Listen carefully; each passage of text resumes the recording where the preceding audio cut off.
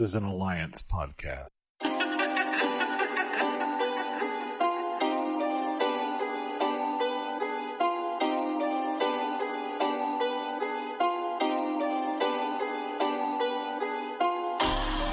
Welcome to another episode of the Flawed podcast, soccer podcast for us, by us. Talk about the intersection of black culture and soccer. A special episode this week for you guys. Got a whole lot of bitching on this week, so we're gonna do this right. But got your boy here, Greggo here. Got TK on the ones and twos over here. Coach is too nervous to come on because we're recording this while Michigan is playing, and they're this close to the Final Four. So we can, we're hoping that they show up and get this in. So I got them in my brackets. I got them I got them winning the national championship. So don't let me down. Don't let me down. Oh, you selected them. Nice. So what? I didn't realize you selected them. That's nice to hear. Yeah. Now mind you, on my side, it looks a little bare right now. I told y'all last week that I was moving. So right now the walls are bare. I'm back to my city of Atlanta map. The scarves are here. I'm all here and everything. Just right now I'm busy. I'm still busy moving in. Hopefully by the time everyone gets here to Trap House 3, there'll be more decorated and everything. But yeah, man, we got a very special episode. Got some people that we want to introduce to y'all, to the scene and everything. And I said we got a lot to talk about. But yeah, want to set the table up real quick. On Twitter, we talk to a lot of people. At least I do. And, we network and do business and all that stuff. And I'll probably say maybe in the last 3-4 months, I run into these two women that basically were like, what were the ladies on Golden? Blanche and what were they? Blanche and Rose. Yeah, Blanche. And they were like super knowledgeable and deep about the soccer shit. And of course, then you realize, oh shit, they're black. It's like, oh, like I said, the number of black women that are just out there like that talking soccer on Twitter is not too many. I'd like to think that I know a good chunk of them. But I guess I saw their rapport on Twitter. I was like, hold up, there needs to be something with this. It's clearly that they know each other and they got that good rapport and they got that good banter and everything. And so I hit them up probably about 2 months ago, just kind of see if they actually did know each other for real, and what they where they want to see themselves as far as in this black soccer ecosystem and everything. And just so happened that they were looking to start a podcast. And fast forward, to now. I'm proud to say that starting next week, they'll be starting their own podcast called Shea Butter FC. Proud to introduce you to the host of Shea Butter FC. We got Sky and Sylvia on the ones and twos. So where'd you go, TK? What's up, ladies? Hey, what's up? What's good? What up? What it do? All right. Ladies, welcome. Hey, what's up? Got Shea Butter FC up in the house. It's been really cool, getting to know you ladies the past few months. It's funny because there's a lot of similarities between us and y'all. There seems to be that VA Virginia thing going on. VA got to get going on. But and there's also United and Chelsea thing going now because like down here we got this Chelsea thing happening. I don't know. But it's just me and you, TK. Especially after yesterday when they had Conte dragging the boat the Suez Canal. Like, is it just a black Muslim man? It's so bad. Were they just bored? Were they bored? They do my boy Angola dirty a lot, man. That's my guy, though. Yo, they did that with their chest. They did, unfortunately. And mind you, it was like 6 o'clock on the London evening. And you know what? Let's go ahead and just post this. They were feeling real froggy just to go ahead and post that. And did they ever apologize? They said, hey, my bad. Did they do that? They took it down. So that's about all we were going to get. Oh, dang. They didn't even apologize? They took it down. I mean, it's Chelsea. A couple times a year they got to remind me of why this is a toxic relationship. That's unfortunate for you. You can do better. I could do worse too, though. So I could do worse. You see my girl Sky over here. She got it right. She got the Atlanta on one side, United on the other. Like, she knows what's really good. So, like, you can't go wrong over here, man.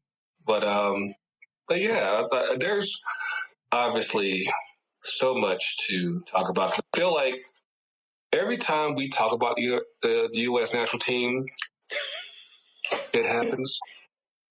And we got a little to talk about today. But yeah, of course, thank you guys for checking us out on your favorite podcast apps: Google Podcasts, Apple Podcasts, Spotify, Stitcher, Anchor, iHeartRadio, all of them. And also check on the YouTube. Well, first of all, let's get to know you guys. Because, like I said, you guys are from the East Coast. Y'all are from similar styles as us, but y'all are actually out on the West Coast. How in the world did y'all even link up? Twitter. Great. It's a great equalizer. Yep. Yeah. It was because of some U.S. women's national team foolishness, actually, from the social media standpoint. Because it started with the debacle of the Player of the Year. Oh yeah, that was it. When it obvious was either Crystal Dunn, Kristen Press's award. It was easy. And if we were going to stand for Crystal Dunn this year, we said we were going to give her flowers.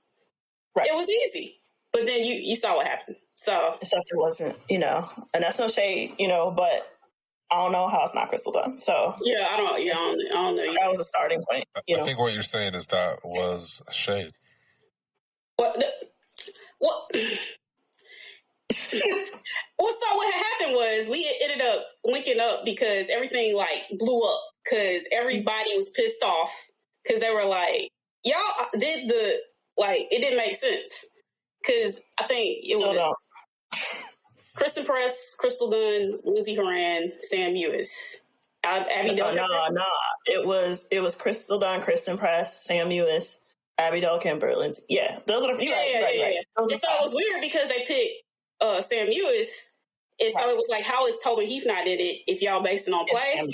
And so it didn't make sense. And so then it was like, okay, so clearly then Crystal Dunn, because you're shading everybody who ain't playing in NWSL, you doing all this stuff. So Crystal Dunn, it's easy. But nah. So everybody got pissed off. And then you had some foolishness happen with some of the people of not color saying some things on the interwebs. See, I'm trying to behave. I like Mayo Sapien, personally. That's a solid word right there. Somebody going to say alabaster. Alabaster, if they're acting wrong. All kinds of things. Was acting a fool and was calling some of the fans. So they were getting mad at Kristen Press's fandom. But then getting mad at people. They be wild sometimes, but they weren't wrong. They weren't wrong. So they were mad at everybody because they weren't mad just for Kristen. They were mad for Crystal. So it was like, what you do? Like, this was easy. This was the year a black woman. And so basically, Yeah, we had ended up connecting because we both were going off, and we saw each other going off. And then I was like, we should do a podcast. Because I got on the same, I got on that handle to go off. Because I was seeing all kinds of crazy content. We do that a lot, unfortunately, because we're in America and it's the U.S. Soccer Federation. So it's that's usually a couple times a month at least. Yeah. All the time. But yeah, that's the story. U.S. Soccer being terrible is how we met. That's hilarious. That's hilarious. Yeah, I know that actually, like, you guys' rapport on Twitter is just like unstoppable, especially when there's something going on, and like, it's funny because like every so often we'll see something online, and I was like, oh, here we go, because like, and it just so happened that like a week or two ago, we got the ESPN's top 10 list of women's players around the world. And needless to say that I think y'all might have a little bit of issue with this, of course. So for those of y'all who haven't seen the list, top 10 goes like this. Number 10 is Fabinho. Number 9 is Caroline Graham Hansen. Number 8 is Julie Ertz. Number 7 is Jennifer Marizan. Number 6, Crystal Dunn. Number 5 is Lucy Bronze. Number 4 is Pernille Harder. Number 3 is Vivian Medema. Number 2 is Sam Kerr. And number 1 is Sam Mewis. Of course, I shared this with y'all when it first came out. And needless to say, y'all weren't too thrilled with it. Now, it just so happened that today, as we recorded, ESPN Sebastian Salazar set the record straight and said Crystal Dunn is number 1. And for those of y'all who don't know about these ladies, let's just say you can't shade on President Crystal. You just can't do it. It won't fly with these ladies. So, what was y'all's thoughts on this list? On Sebastian's, my man, that's my guy, my Mexican brother, right there. You mean Sebastian's or the original or both? The original list. So I opened. So when it came out, I opened the browser, then I closed it multiple times because I was just reading and it was like disrespectful. Like, When you started at 1 and went backwards. I started at 50, and I'm not even an Ellen White fan, and I was already like, this is wrong. Well, yeah, I started at 1 and went backwards, and I was like, well, but some of these people aren't even the best players on the team, and then like, how are they going about it? Like, there's no criteria. There's none. We just throwing darts and it's sprinkling some color. Like, it's like no kind of rhyme or reason. Right. I just think there were some glaringly obvious issues outside of Crystal Dunn not being in the top 5. I have issues with who's right ahead of her because she's a better left back, and it's not particularly close in my opinion. We've been cooking Lucy Bronze for about 2 or 3 years now. Cooking. Getting cooked. She got cooked last week. Shoot. If you got cooked on a header by Kristen Press in the World Cup, I don't know what to tell you because Kristen Press don't do headers like that. So, and she was open 2 or 3 times before she put that in the net, right? Like Lucy was playing off of her and it didn't come up to cover her because she's not fast enough. I have a lot of issues. I think one glaring one is Fran Kirby's not in the top 10, probably the top 5 at this point. If Sam Kerr is there, Fran Kirby needs to be there because that's who's getting her the ball. Right. She is eating off of those assists. Crystal Dunn, in my opinion, is the best player in the world. I, again, don't think it's particularly close. I think she is the best left back in the world, and left back is her weakest position. And she just started playing it. And that's because they always force Black people to play outside back. That's a whole different conversation. Come on now. Come on, as you see what's happening with Midge Purse right now. Free Midge all day. So yeah, I don't know. I got a lot of issues with that. There were some decent things. I like that Daminia was in the top 10. I think she's a baller. I thought that was a good choice. I'm personally a Marizan fan, so I'm always cool with her being high. I think she's probably still the best all-around midfielder in the world right now. So yeah, man, it's just that list is bogus. I do want to know what the criteria is. I'm not sure how if it's for 2020, how Alex Morgan's on the list because she didn't in 2020. So I'm a little confused. Oh, I'm sorry. She played the second half of the last game in 2020. My fault. I didn't mean to take away her 45 minutes. But it's out of control. Like they just pick players they knew. Pino's on there. We like Pino, but Pino was way down. She's like down like 40. Like she said 40, which is probably fair because she came on a little bit in 2021. But yeah, it's all over the place. She was like, last year, so I in a way I agree with it. At the same time, I'm like, it's kind of wild that she had such a good She Believes club in spite of the fact that she really didn't play much at all last year. She got that rest. Oh yeah. Yeah, the rest helped her. I think it helped Tobin Heath quite a bit too. Yeah. Sometimes people aren't old; they're just tired. But see, Tobin Heath, that was super disrespectful though. That was like mad backhanded compliment. Like it was they were like, she's an inconsistent player, so on and so forth, and she was ranked number 13. And so it's like, so what is y'all criteria? Because you like shading one of the GOATs. I feel like inconsistent. I'm sorry, but I feel like inconsistent is always used to people who don't play. I guess to the standard of what American soccer thinks women's soccer should look like, which is some of the, prototypical positions, prototypical 10, prototypical 9. Yeah. If you play outside of that at all, which is most of the black and brown players, you tend to get shunned. And the only reason Crystal Dunn's quote unquote the face of the team, though I push back against that. One commercial does not make her the face of the team. It's because she's pushed. It's a commercial. Take it. That's enough. Oh yeah, they said take that commercial, y'all. That's Black History. They said here's the commercial. We're gonna promote the game, and we're not gonna put no black people on it during Black History. Not at all. History Month. We gonna do it before. We gonna put photos before. And then they got mad when they got called out on it. I'm sick. So yeah, that list is sort of all over the place because there is clearly no criteria because it doesn't make sense for some of the same people sharing that list. So it's most lists are arbitrary. I guess you make them to start a conversation, but I think we view the game a lot differently, and so I would like to sit down and chat with some of the people at ESPN. Right. So yeah, because if you're gonna make the list, you need to make the list per position. And then if you wanted to make an overall list, if a player repeatedly appears in the top 10 in multiple positions, like Crystal Dunn, then you clearly see Crystal Dunn is number 1. And I think it would be good to do it by position as well, because there were a total of like 8 defenders on that list. You could sneak Julie Ertz in there because she primarily plays defense as a holding mid, and then you could count the one goalkeeper on the list, who is the best goalkeeper in the world. Yes, she is the best goalkeeper. Emler is the best. But have a 50 and not have a listener in there is wild.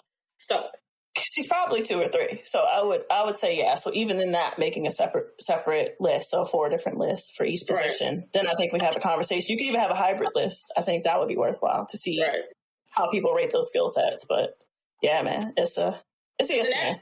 Because then that would be clarity for even Kristen Press, because people don't value her forward, midfield, dribbling stability. Yeah, she's a hybrid. Yeah. So, TK, how much the Chelsea women have you kept up with? I think I caught it's been hard as hell to catch Women's Champions League. Like I saw that they had it on YouTube on Friday. I didn't realize that CBS or Paramount Plus had not really aired anything this season. It starts next season. There's a lot going on there, but have you caught any Chelsea women's? No, actually, I haven't. I've been pulling all the scripts from my Discord server. People usually are very supportive of the women's team there with the community that I'm involved with.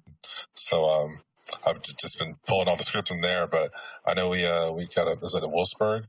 And we're ahead on aggregate. Yeah, Wolfsburg tomorrow, 8 Eastern. So 5. I get to wake up at 5 o'clock tomorrow morning to watch the second leg. We're up 2-1. Wolfsburg has an away goal.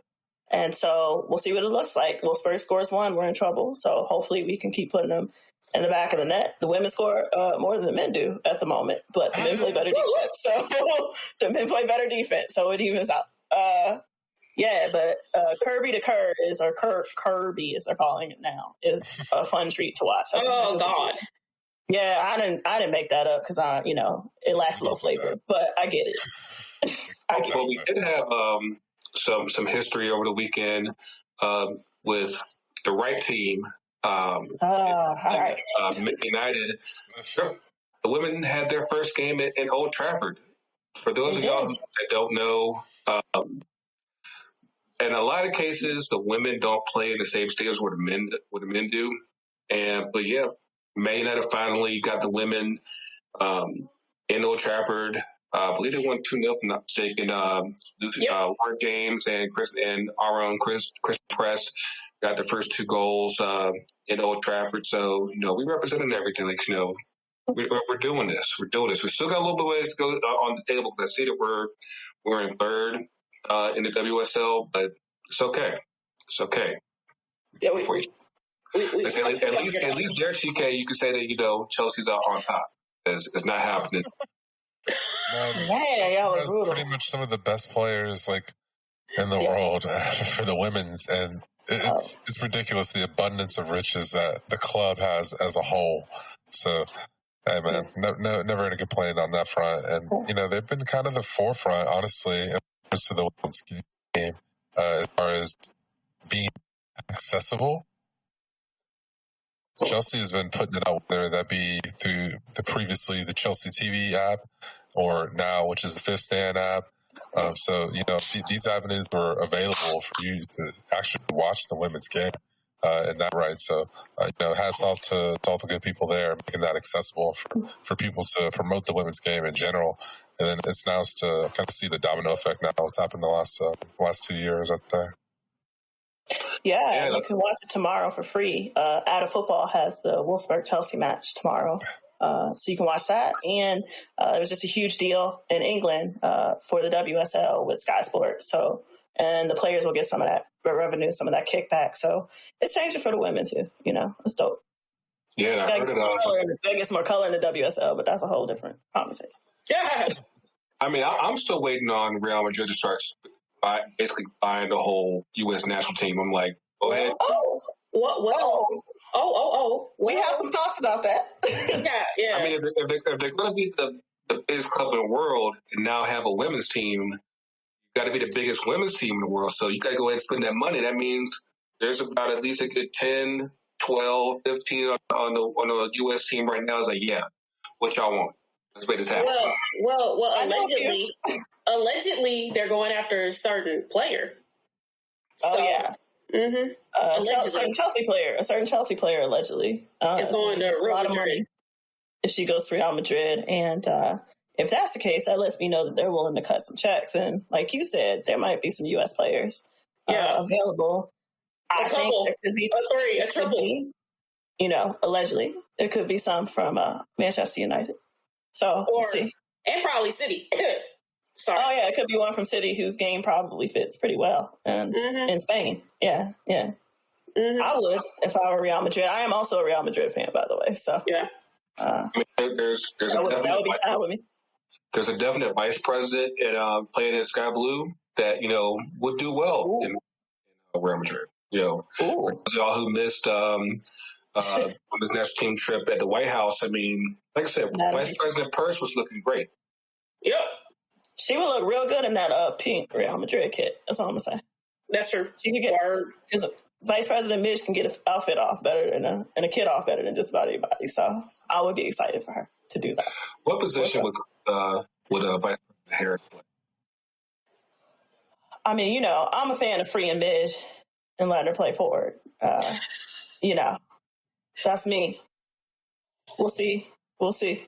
She's been playing forward for Sky Blue so far, so I don't know if Blacko shares my sentiment, but yes, I like Midge as a forward because she's quite possibly the best 1v1 player we have. Certainly up there. By all accounts, if you talk to people who've played against her or played with her, she smokes people one-on-one. And she's really cheeky and she's good on the ball. She got a little Tobin Heath in her, so we'll see. Cool. I got everything on it. So you got to get to the boys real quick. Get to them real quick.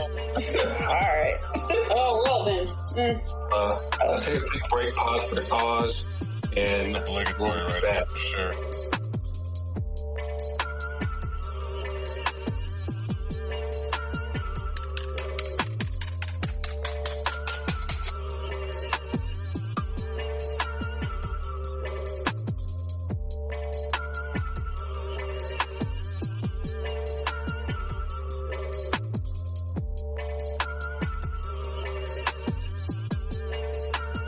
And we're back. Okay.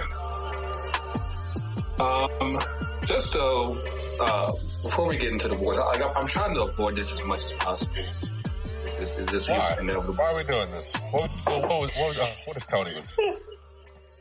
But, of course, like, again, we're with, Sky and Sylvs from Shea Butter FC. Again, their first episode will be next week, which will be the, opening week of NWSL. Tell the people like what should they expect on Shea Butter. Oh, okay. You want to go first? Yeah, we can get into it. We can talk about it a little bit. So, I mean, we're gonna be a different type of podcast where we're gonna talk about this thing, like tactical analysis of teams and players. Talk about different players of color, particularly Black women, because you got a lot of podcasts that they'll talk about soccer, but not really talk about the culture. Particularly, yeah. And then, intertwine those concepts about talking about the game, actually doing tactical analysis because people seem like allergic to it. Spit off those hot takes, but like put some reasoning behind it, and then blend it with getting into the conversation of social issues, and look at the history of the game, particularly from a Black woman's perspective, looking at what this game looks like over the course of time, from the past to present, and what it can be in the future. And then, we're going to have a bunch of fun, Yeah. It's not all heavy. I mean, it's going to be heavy because he's talking about Black women in soccer, and there's like 30 of them. So it's not, unfortunately not enough. It's not due to lack of talent, right? It's due to lack of access and just how white soccer is in this country. It's pretty terrible. But the players that we have are there in spite of, and that means they're very good. And we are always here to, sort of uplift them and analyze and tell you why they are as good as they are. So we love to talk about them. So we're coming with that bias, but that's fine because we also write. It's not a bias when you write. But yeah, we're going to have fun too, some fun games, some different looks at things. We do watch other sports too, so we might tie some things in there as well. We're just going to have fun, celebrate, the pretty goals, pretty passes. Like Sky said, break it down tactically. I don't think there's enough of that, particularly from the Black perspective, and always bring in, some culture into it. Black soccer culture looks a certain way, feels a certain way, sounds a certain way. And so we're just trying to bring that into the mainstream because it's missing, And so my motto is, if it, screw it, I'll do it, if nobody else wants to do it. So that's a way to live, right? So we got a voice, we get these hot takes off on Twitter. We pretty much just going to be Twitter come to life. It's not deeper than that, just a little more organized. So some weeks are going to be wild. It's going to be fun. But we're excited. We're just excited to talk about soccer. We love the sport. We can talk about it all day. So, yeah. We dropping those Shea Butter bombs, which are what? Oh, we should explain that. Okay, so Shea Butter bombs is something I screamed one time, I think, either on the Kristen Press or Crystal Dunn goal. It's just basically Black people scoring golazos, man. Like, it's just, it's something to yell. It's real fun. But it's stuck, and here we are with Shea Butter FC. It just sounds Black, man. So we went with it. It sounds like Black women, actually. I can smell it. I can hear it. I can, Shea Butter bombs. That's a sticker. That's a T-shirt. Shea Butter bombs. All day. All day. Let's get the merch going. You know what I mean? Our goal, and I know y'all want this too. I'm just hoping we get to the point where you get flag kits off in this country so people can walk around with them. You know, in my opinion, Black people made NASCAR jackets pop and they don't watch NASCAR. So I don't understand why we can't do that for soccer, you know? Those were I'm trying to have the tank top kit. I'm trying to have there. Oh yeah, Sky's trying to have her arms out. And I'm trying to have the tank top kit. I'm trying to have, like, you got the cleats, but then they got the equivalent in the Jordan. Like, I'm trying to have, like, a whole situation. But, like, can we embrace the culture? Shit. Try to go from off we FC to the Sunflower FC. So yo, man. That's an inside joke that will mess up your mind. But yeah, the boys, men. So about a week ago, everything was looking good. You know, we had 2 wins on our belts. You know, we were looking smooth, and then we lost to Mexico, finished second in the group, and that put us against Honduras. To basically, all we had to do was just win, and we qualified. And then we fuck it up. All day, every day. Yeah. Once again, for the 3rd consecutive cycle and the 4th time in 5 cycles, we're going to the Olympics. And, you know, it's, you know what? It's interesting to me because there's been way too many hot takes that just honestly make no sense on the internet. But I'll say this, because I've had a couple of days to kind of digest it and, you know, see it for what it is. I'll say this much: had it not been for the pandemic, I think that we would have been in the Olympics. However, I think that it's almost a blessing in disguise for the senior team that the Olympics didn't happen. The reason being, a lot of those guys that probably would have been on the team, like Mark McKenzie, Britton Aronson, Errol DK, they probably would have been on that team. The Olympics didn't happen. They still went on and moved to Europe, and they were already on the senior team. I feel like for a lot of players, they would have used, in past cycles, they would have used the Olympics to basically springboard themselves into the senior team. They didn't need that. They went ahead off the strength of their own club form, and they were able to go ahead and get promoted up. In the end, it still hurt the U20, what we had in Mexico, but I think for the senior team, it's not as bad as we think. I just think for the guys who were on the field, they had an opportunity to make a case for themselves, and they did. And that's the part that sucks, because there's still some spots to where if they had qualified and they had made it to the Olympics and made the squad, that would have been an opportunity for them to get that exposure. Say, hey, I had to go look at Mihalovich. I had to go look at Jonathan Lewis. Now it's like, yeah, you're basically back to line chief. Especially after that goal that J-Lou missed. I was like, dude, that was painful. It was painful to watch. But I guess like what are you guys' thoughts as far as like, is it a referendum on U.S. soccer and all these other grand opus thoughts? Like what are y'all's thoughts on it? I mean, for me, I guess, like, I definitely think we need to have a conversation about the under 23s and the U20s, just who's coming down the pipeline. I don't know if it's a referendum, right? I think the focus is clearly on the senior national team, the expectations of the World Cup versus the Olympics 2022, but I think in particular 2026, you'd have pretty much everybody in that generation peaking right around a World Cup that we're hosting or co-hosting with Mexico and Canada.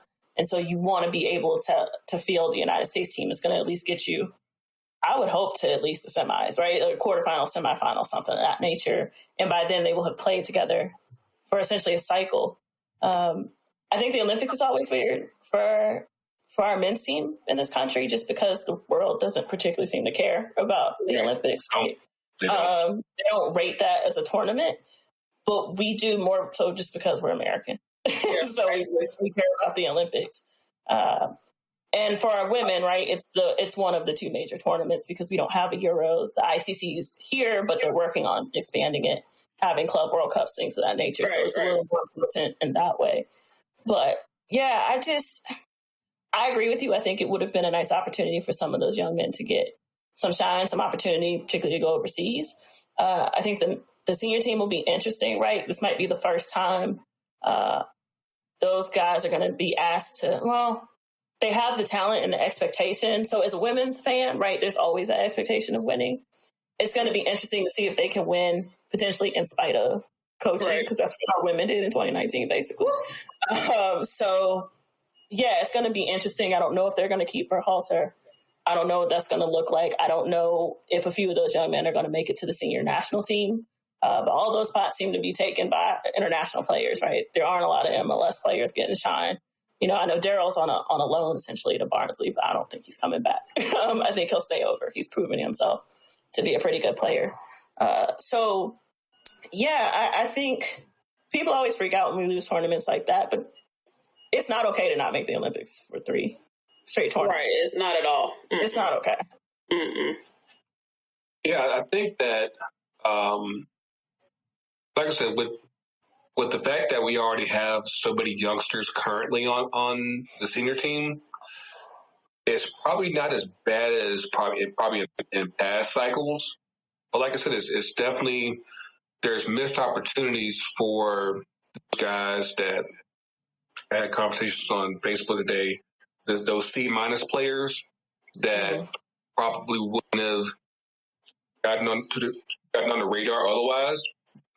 Like, those are the guys that's like, yeah, you could have used this and said, okay, I did my thing here.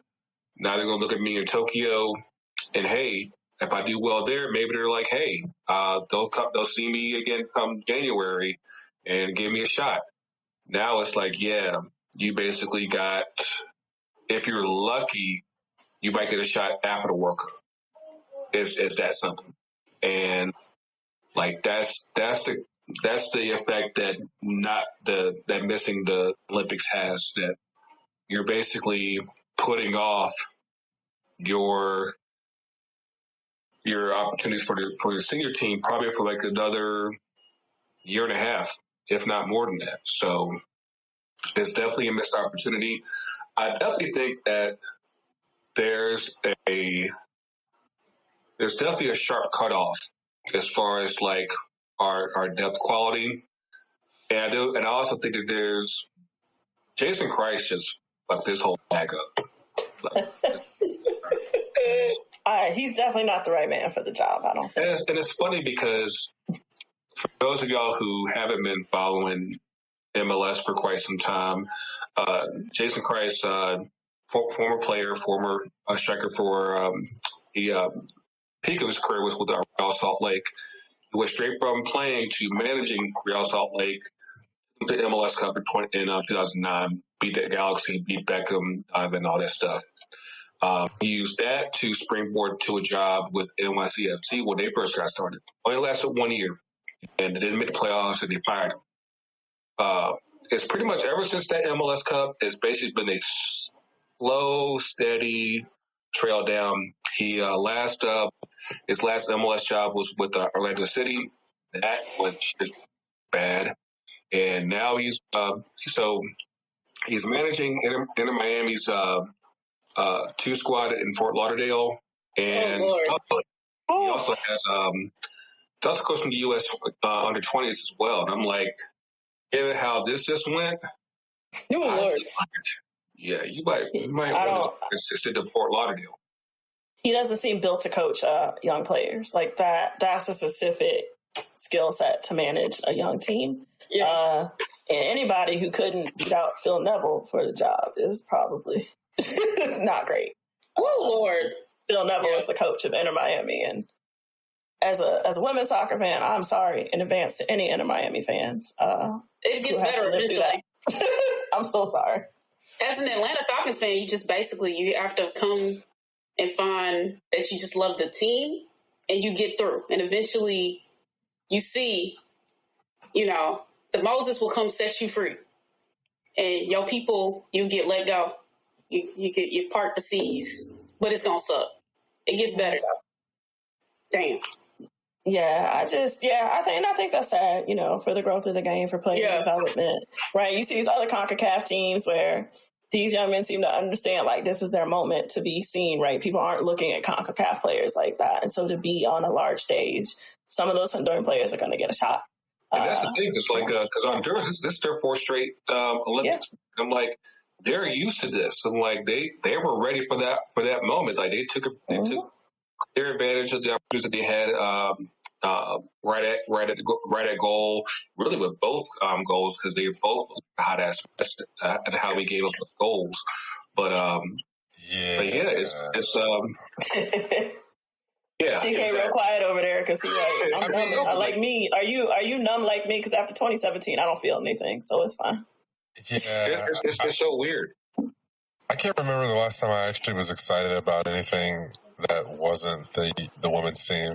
From like a national perspective, if we're just being honest, at least like I'm just being honest, there is no joy. Like there are sparkles and dots with our individual players who have, like we were talking last week.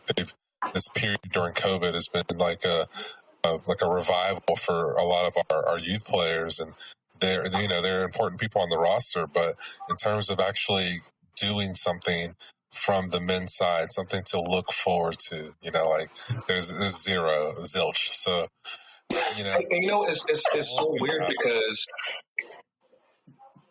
the crazy thing about it is that I'd probably say at least 80% of the that we had playing against Jamaica and Northern Ireland, they would have been eligible for qualifying, but because of how FIFA deems U23 is not on the calendar, so teams don't have to necessarily let their players go. So it's basically like who will let us get these players in, and of course here at home, actually, Atlanta United caught. Sorry to interrupt you, sir, but that brings me to the point. If we don't talk about it later, let's dive into that bullshit with Alexi Lawless. Thank you for saying that, though. I mean, Alexi Lawless is bullshit personified. So am I allowed to say that? Okay. I mean, I ain't like him in 1994. I don't like him now. Damn. We could dedicate tell us about what he said. a whole pod on like Alexi Lawless, but we probably don't even want to do that. The point was that you had grazed over the topic of saying availability of players from MLS clubs and this and that and whatnot. But like, what does that really mean? Like, is the talent pool not deep enough? That's the real conversation right there, because a lot of people on the internet decided to just rain a whole ton of shit on Atlanta United because we had Miles Robinson, our boy Miles Robinson, Joyce Bello, and Brooks Lennon. They were all on the initial camp roster, but they got pulled out by United because we have Champions League this coming week, and basically there would have been an overlap. And it's like, okay, which one are you going to choose? The club is because it's not a FIFA date, they don't have to let those players go. And they're like, okay, especially after what happened, 2 years ago when Miles Robinson got hurt, basically just because they made him through sprints during the post game. And for a match that he did not play in. Exactly. And zero time on the field. Oh, I'm sorry. Except to run sprints. Yeah. We got to keep our physio up. And after that, it's like, can you really blame them for just saying, like, nah, we're going to hold them back. We got Champions League. We're trying to actually win that. We got all the Argentinians in the world on the squad. So, hey, trying to do something here. But no, it's the thing about it is that and we'll go into this in this couple of weeks because we got the season preview in a couple weeks and all that. But you got Atlanta, Columbus, Philly, and Portland in Champions League representing. Only one player from all those 4 teams is on the U23 squad. So it just so happened that United said, "Hey, we were the ones that said, hey, we're pulling these guys back because of this." And having to go through another country and COVID and all that stuff, like, yeah, it's best off we keep him here. I don't blame them for doing that. I don't blame them for actually speaking up and saying as much. Like, I think that. What about the hierarchy? Is that do with something with the MLS and their ultimate goal to see a MLS team win the Champions League, the Champions League? I mean, I think that there's a balance between all of that because I think they want to win Champions League. I think they want to represent have players represented in the Olympics as well. So it's it's a give and take on all sides. And like I said, none of those teams took their places because you could have had a Bobby team play, didn't. You could have had Keaton Parks for NYFC, didn't. Like you could have had Williamson for Portland, didn't. So it's not just okay, especially considering that all 3 of our guys playing on the back line for the most part. Like we need to score. So y'all tripping with the wrong shit. Yeah. Yeah, it's so weird here. And it's the opposite for the women, right? There's such focus on the national team that I think club culture sort of gets swallowed up.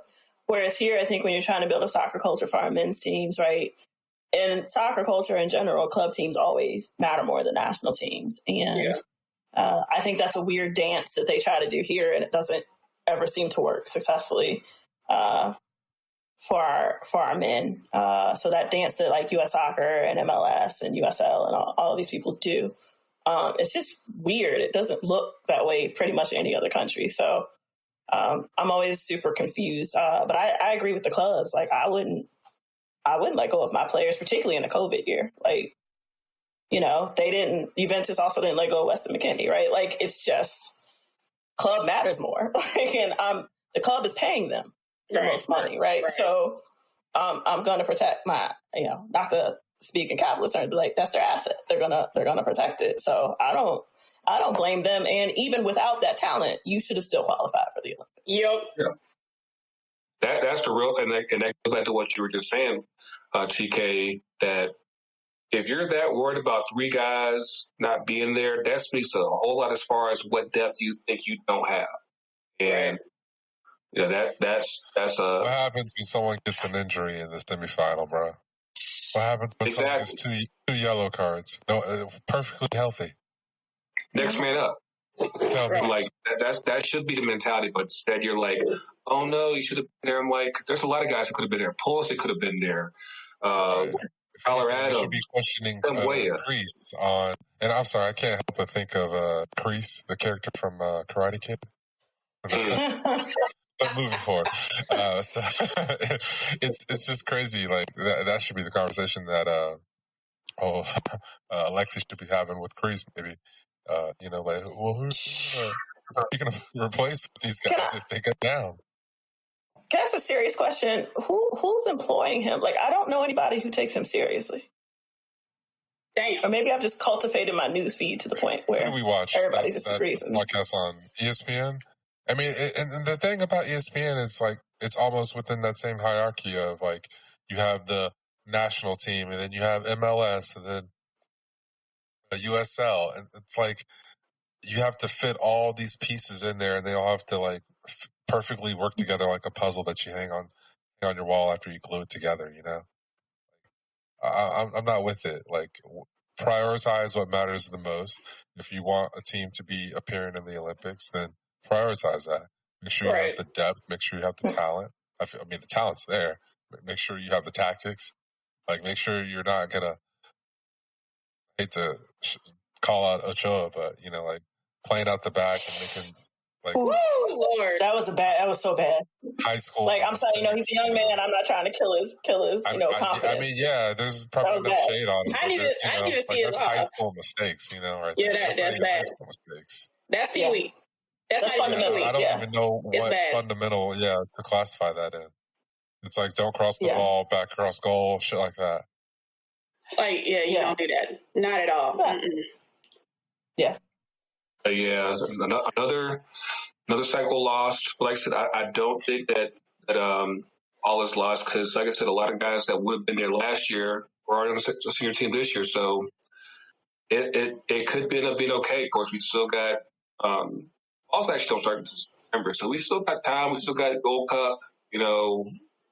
I think that for Berhalter, that if you, since this Gold Cup's going to be a B roster anyway, go ahead and just make it young and say, hey, see if you can do something here, and if you actually do manage to do something, hey, it might be something to work with in qualifications. But yeah, like I said, right now I'm moving, but the merch is moving out as well at fccutd.mytopopod.com.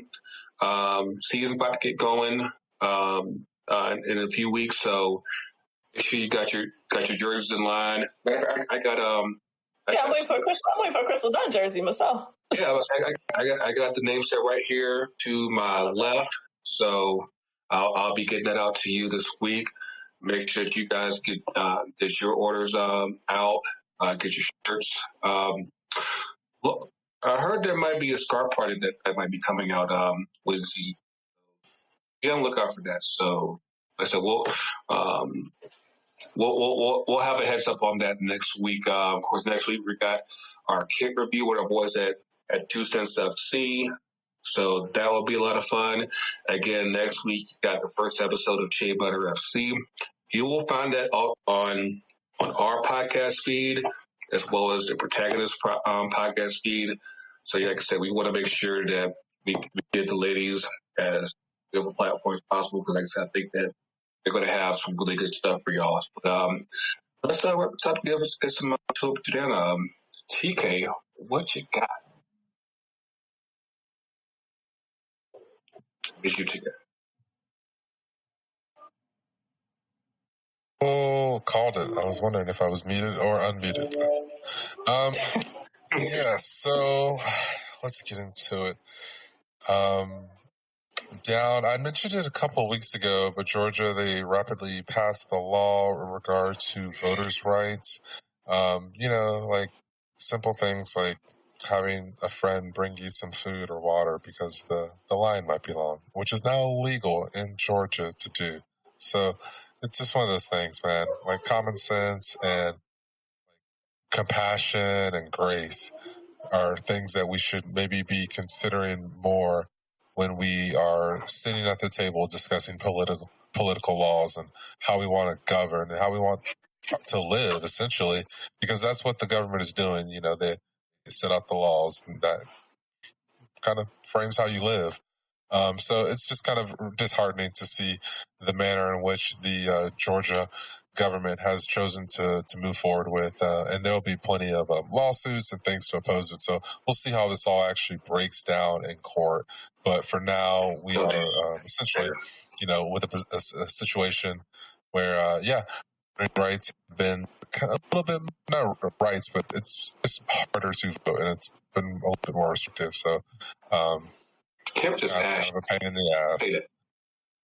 Yeah, I mean, Kemp is kind of, in a sense, right? I don't want to dive into this for a multitude of reasons, but he's really writing his own check out of office, especially given the balloon wave from past year in presidential elections. But we'll figure all that out later. We'll watch it happen, and you can damn sure bet we will report on that right here on Sure podcast. And up for me, I can't be just happy to be alive. Lately, it's been walking in a field of daisies for me. So I'm just happy to be blessed and have good things happen to me, and just try to kind of pass those on and forward to other people in my life, and just kind of what's the term? Not like pass the vibe. It sounds like something different, but pass it forward. So, essentially pay it forward. So just having a lot of good vibes going on. And then to turn this back around, I did get some interesting news this week in regards to insurance. So my personal insurance with my health insurance for me and my family is doing some weird things. So got to check on that. It's kind of a pain in the ass to have to deal with, those kinds of things where want to make sure that everyone is covered adequately and things of that nature. So hopefully it's not going to be too many hoops to jump through once I get all that situation straight. And I guess for my last up,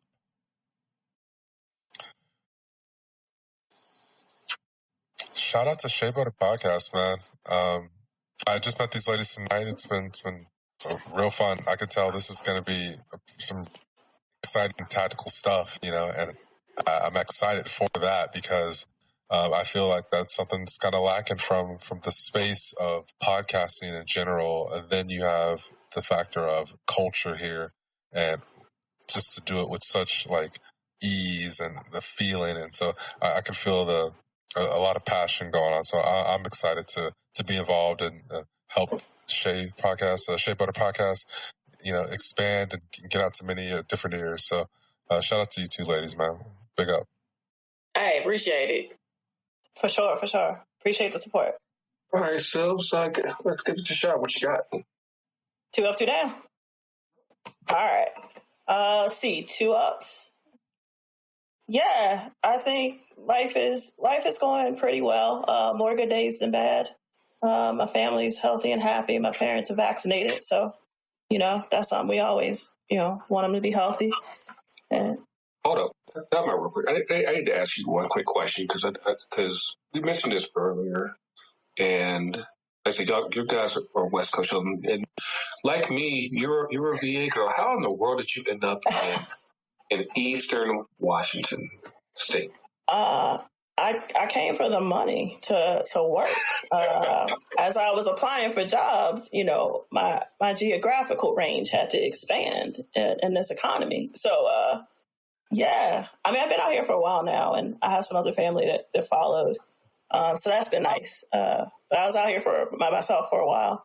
It's interesting, it's nice to be away from some of the grind, right? Like it's not a grind culture out here. It's an interesting one though.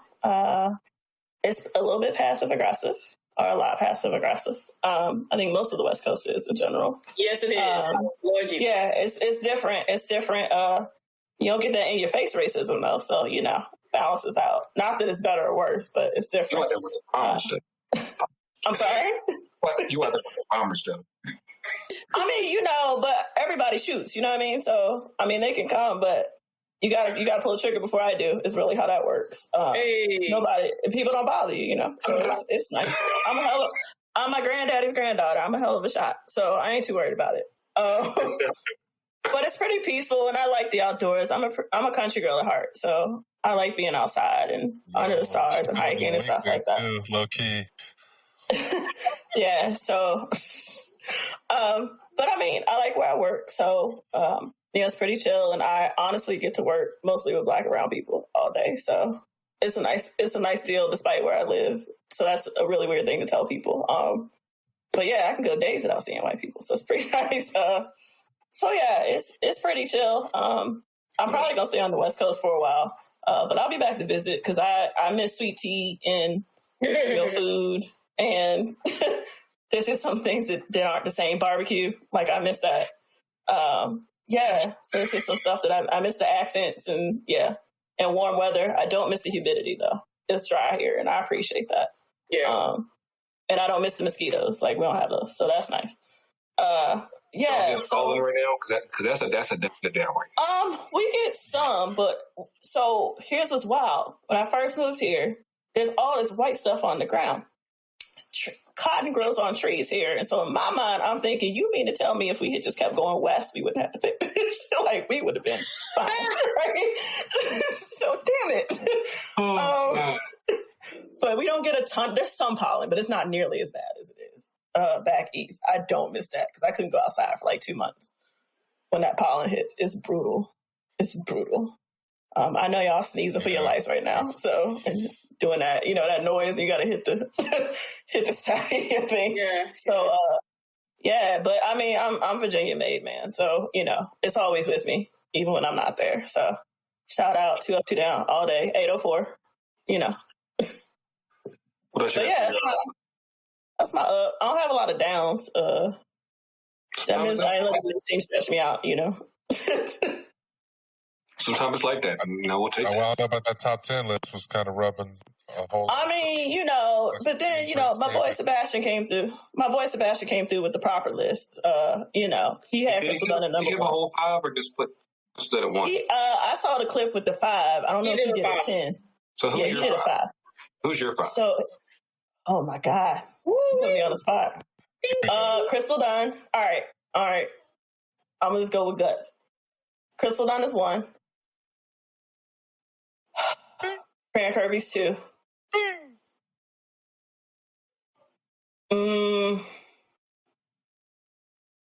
Morrow's 3. Press 4.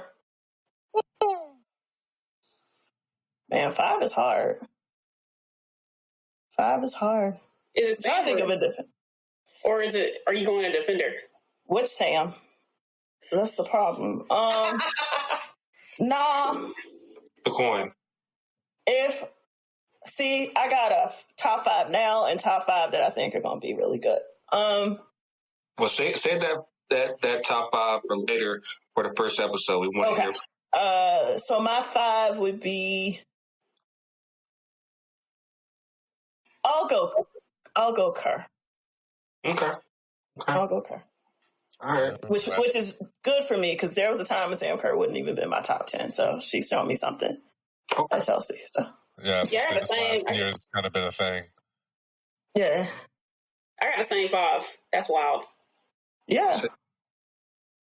It's pretty close to Sebastian's too. I think his was done. Wait, he said done. It was done. Mewis, Bronze, Press. Yeah. He could have. It sounded like Bronze ain't hitting it for y'all at all. Not at all. I mean, I don't think she's bad. I don't see it.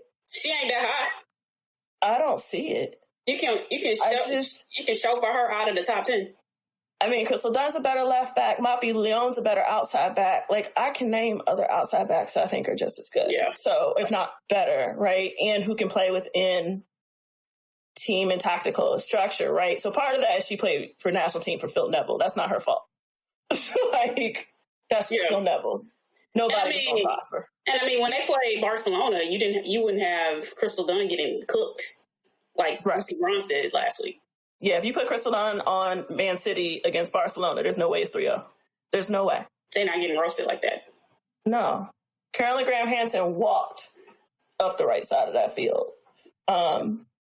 You're not. Yeah. I mean, she shut down every team's best forward, right? So I just don't see Lucy Bronze doing that all the time. But she played for Lyon and she's played for City, right? So she's played for really big clubs. And she played in North Carolina, right? She sort of has that lineage and everybody's looking for it. Though Toby, he cooked her behind like 3 different times in North Carolina. So that's fine. Like first day. So yeah, I think she's slightly overrated. I don't think she's bad. I just think she's overrated. I don't see it. Pernille Harder's a better player than Lucy Bronze. Woo! That's a word. By a decent amount, in my opinion. Yeah. Word. And that's not my Chelsea bias. She was a better player at Wolfsburg too. So. Okay. Well, Sky. Lisa one. Let's get you in here. You gotta say something good, huh? Okay. So it's 2 up, 2 down? Yeah. Oh, so I like to say, as an Atlanta native, let's see some of the down. The foolishness that was the Brian Kemp, and the shenanigans afoot in the home state. But we will prevail. I guess the other down would be the foolishness that is the tactics of the women's side of Manchester United. It'll get better. We almost at the end of the season. Casey, baby, please please get an offensive assistant coach so that we can be great. Please put Kristen Press on the wing. Please put Lauren James in the center. Please don't have your best midfielder as a winger. Oh, we gonna be okay. So I guess the up is that they won the game. That's a up. That's a celebration. And then I get vaccinated tomorrow. So, we out here. We about to be out here. We about to be back in the state. Because I ain't been in Atlanta for like 2 years. Because I've been, You know what a raw dog is calling. Oh, yeah. So that's or anything else. And right now, actually, that's another up. There are a multitude of reasons, but obviously. Oh, yeah. Okay. So I got an up. It's in the Los Angeles. It's going to be a nice, warm 80-something degrees. How y'all feeling over there? Y'all going to be cold? It's supposed to be cold this week, and I'm not prepared. It was 77. It was like a monsoon. We had the tornado last week, so and then it was like really nice on Saturday, and then now stay for the rest of the week it'll be like cold. So I'm gonna say this. See, y'all joke on me, but we don't have severe weather. I ain't seen a tornado, a hurricane. We just have fires in the summer because it's dry. That's it. Just don't set off fireworks. I mean, that's going to ruin everything, which is nothing. I mean, it's terrible. Yeah, one of the small towns got ruined this summer. But yeah, and it's thick. Like, if you go outside, it's just smoke everywhere. That's rough. Like, so that's new. Don't you have, like, coyotes or something chasing you or something? I haven't seen a coyote. I've seen a couple of foxes. We have a lot of white-tailed deer. Cougars are on the west side of the state, so I don't have to worry about that. I don't. But I mean, I don't really go into dark spaces at night to die like that because I'm black. Ironic, given facts. Ironic, given that Pullman is the home of Washington State University, right? Go Cougs, yes. Yeah. My point made. Go Cougs, yeah. So it's a way of life at this point. You got to say it back. It's like when a Q throws up hooks, they got to throw it back, right? It's the same damn thing. But with less flavor, a lot less flavor. What else you guys? Yeah. What's up? I don't have any of those. We don't deal with that. I live near the beach, so it's nice and sunny. It's gonna be nice and warm, not pollen full. The issues we have are like it doesn't rain, which I miss rain. My bad. It does rain. It'll rain, and they say it doesn't get hot, but then it gets hot. It's now becoming summer. I have AC though, so it don't matter. But that's not necessarily a thing. So don't let nobody tell you when you move. If you move to the LA area, don't let nobody tell you that you don't need an AC or you're gonna have to get a portable AC. You need an AC because it gets hot. I think anybody moving from Georgia to the West Coast is not playing that. No. I mean, I guess. No.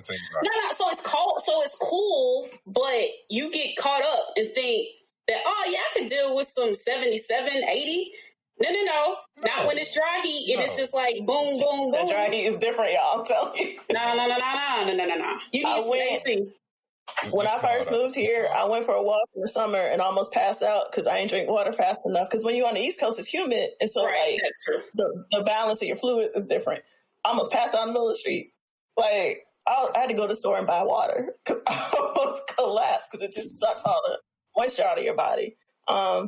It's hot for like a month and a half. And so you do need an AC, which people don't tend to have here. So that's weird. I'm like, I'm from the South. We're going to put an AC in here. So get yourself a window unit or a portable one that can handle a house, You need a central unit situation. No. So in Los Angeles, you actually have to be like, you need some AC all year round, or you're gonna be sweating, and you need some AC because it does get kind of warm. It's a little different, but we be out here. I am in shorts, tank tops, everything, flip flops as y'all freeze. My condolences to you as you freeze this week. It gets better. I mean, for us, though, like 50 is warm. Like 50 degrees here feels like 60 or 70. That's unacceptable. I can't be that cold. I can't be that cold. It's not cold, though. That's what I'm saying. I guess my idea of what cold is. Yeah, because you in the boonies up there, up yonder. You with the... I went up yonder, yeah. Boonies are the boonies. And it's the suburbs. It's not that bad. But yeah, depending on where you live in town. Just a lot of hills and mountains. And, yeah. It's a good workout for your calves, though. So yeah. So but, more up and more downs? Oh, I guess. My last up is that I'm on this little workout plan so that I can get, Oh yeah, because I'm no longer off wheat. I got some brown, but you got like this lighting got me like extra light. That's what I'm saying. Anyway. I think the light might be tricky. Kanye, old Kanye. We don't acknowledge the Kanye. Old Kanye workout plan. Like get ready for the summer. Yeah. Oh yeah. I feel like only Sylvs and Yogi will get this, but like I mentioned before we recorded, this guy's about Charles City. Charles City. You gotta do none of that. See, again, I ain't never met a dark skinned person. If you know, you know. That's all I'm gonna say. I know what that is. That's why I'm like, you try it, whatever. But so yeah, there's some tint here. We got into some tint. So starting to turn. We're not gonna talk about what that was. Yeah, trying to be a summer color this year, summer shade this year. I was a winter shade for a good year and a half, so I'm trying to. And I wasn't even a winter shade. I was like a off-white kind of situation. But anyway, it's okay. I'm gonna make my stuff quick. Oh, I'm apparently too zoomed up on this camera. I'm gonna do a regular thing on here, but So I was checking our Twitter during the show, and someone asked me like what was like our view on the World Cup, considering the recent changes with the voting rights here. I'll get a more immediate one because of course we had the MLB All-Star game in July coming up. I definitely think that we should lose that. If we can't get right, because we don't deserve that shit. It's pretty simple. I'll be a realist and understand that FIFA is about as corrupt as you can get, so they probably won't be moved one way or the other as far as what Georgia does. If there was any risk, I'd be okay with because I think like right now we're probably in line to get a semifinal, of course, in group games and everything. If it was left up to that, I'd be okay with not getting the games because, again, we should be about urging as many people as possible to vote. Shout out to Arthur Blank, who put out his statement, basically condemning the recent law changes. And, with these, I think with enough lawsuits, it'll eventually get overturned. So I have confidence that this will all get corrected soon enough. But in the meantime, Kemp ain't living right. You can ask yourself. So that kind of is what it is there.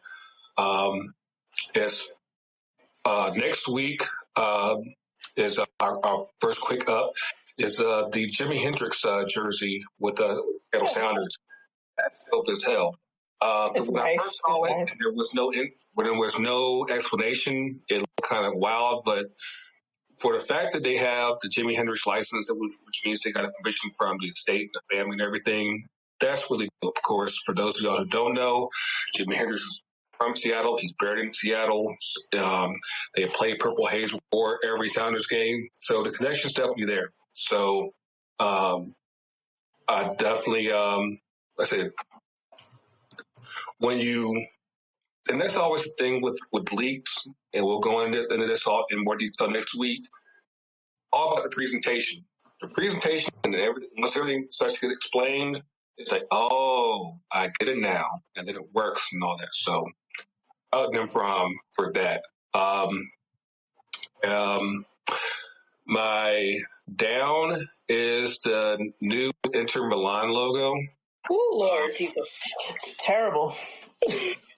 I couldn't quite put my finger on it the past couple of days, but then the Hooligans that kind of nailed it for me perfectly, because it looks like, you ever seen one of those old Mickey Mouse coloring books? And it's like Mickey Mouse plays soccer, and I feel like it looks like it would be a logo if you would see Mickey Mouse playing in one of those coloring books. But it looks completely cartoonish and everything. So, yeah, shout out to Alexis and Christian for that one. Yeah, they nailed it just right. Other than that, I said, of course, I'm looking forward to, Shea Butter FC. That's a massive up. Shout out to everyone that's in the Final Four. You got Houston, Baylor, Gonzaga, hopefully Michigan. And also on the women's side, you got Arizona, UConn, South Carolina, and I think Stanford. Stanford's playing right now. So they're playing. Are they winning? Stanford won. But yeah, definitely looking forward to that. Jedi Master Nick is currently leading in our tournament challenge, so we'll see how things are going. I said my pick is still good. Just don't lose tonight. So Michigan, so we'll see. But that's how I'm keeping mine quick. Again, next week you'll get our kit review and also the first episode of Shea Butter FC with our latest guys, Sylvia. Of course, you'll be able to catch them on the socials and everything. If you're not on our YouTube, you can see them down below. Where can you reach y'all ladies at? I need my handle. Yeah. My handle on Twitter is at Southern Sylvs. My handle's at Sky5 Football. The football as in the Espanol.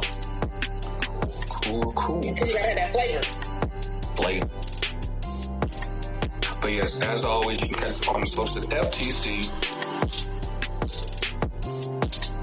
UD? Muted TV.